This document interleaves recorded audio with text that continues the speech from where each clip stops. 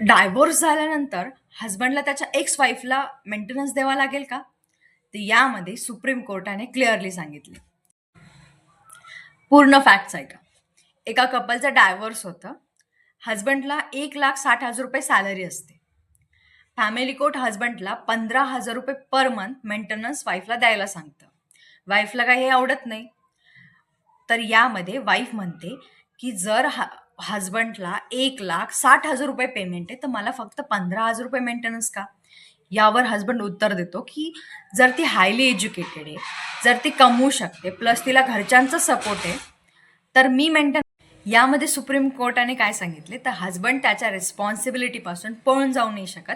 फक्त या ग्राउंडला की ती हायली एज्युकेटेड आहे, ती कमवू शकते, प्लस तिला घरचे सपोर्ट करतात.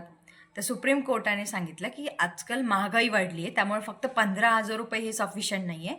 तर 15,000 रुपये रिजेक्ट करून सुप्रीम कोर्टाने त्याला 30,000 रुपये पर मंथला द्यायला सांगितले. माहिती आवडली असल्यास चॅनलला सबस्क्राईब नक्की करा. थँक्यू.